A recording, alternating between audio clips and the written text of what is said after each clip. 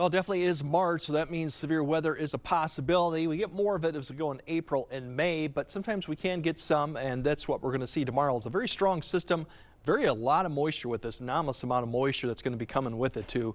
Otherwise, we're looking at really Friday evening after 8 p.m. In fact, a lot of areas it may be after 9 p.m. to about midnight. We will get rain in the morning, and that could contain a little bit of small hail or some gusty winds, but this is the main threat really. Heavy rainfall too. Rain rates could come down pretty high at this point. Most of the activity, the strongest stuff, will probably stay along and south of I-90, but areas further north could still get a little bit of small hail with the evening activity and some heavy rainfall overall.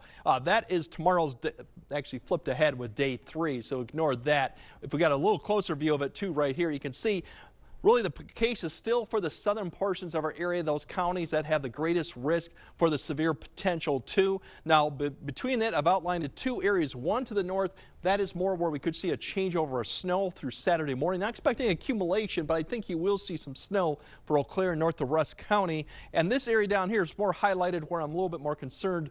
Given the snowpack is still there, it has dwindled quite a bit. But overall with that and the amount of rainfall, especially that's coming with it, that probably could be the greatest runoff risk, although a lot of creeks and streams, as I can name a few, the Trempealeau, the Black, the Kickapoo, even the upper Iowa one, particularly in northeast Iowa, are all subject to probably rise a little bit, maybe up to action stage. This is the amount of precipitation we could see. As you see, 2.5 potentially in these areas. It does really quickly decrease as you go further north to Eau Claire, maybe at least a ½ an inch, and then further north it's less likely to see a heavy amount of rainfall. But really I-90 further south, a good swath of 1 to 2+ inches, and that's why there's concern for runoff.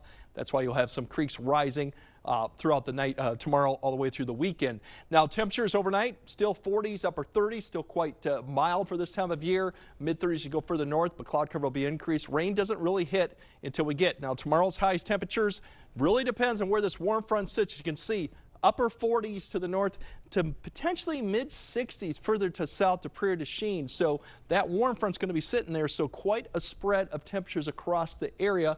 But once again, you have a warm front in the area, you would expect some of that. Now overall, as I mentioned, the precipitation really doesn't come in focus until we get to about 5 to 6 a.m. And if you notice this little line coming here, it's like a little bit of a thunderstorm line that really pushes northeast, but kind of falls apart as it gets here.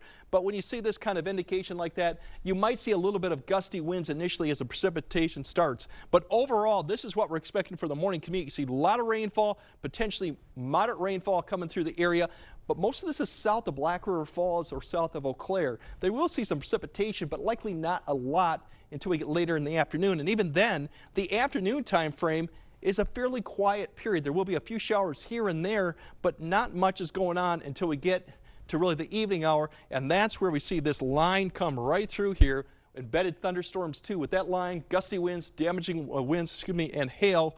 It'll get out of here by midnight. We will have another line come through maybe later 2 to 3, and then there's your snow potential coming through for Eau Claire probably after 6 or 7 a.m. So a complex storm, but once again, the big thing is Friday evening activities. Keep that in mind with the hail and damaging winds coming through. Spring warmth continues through somewhat Monday, and then afterwards, the second half of next week, it's going to feel a lot more like early March with snowfall and colder temperatures too. So that's kind of when we flip the switch back to a little bit more wintry-like too. All right. Thank you, Greg.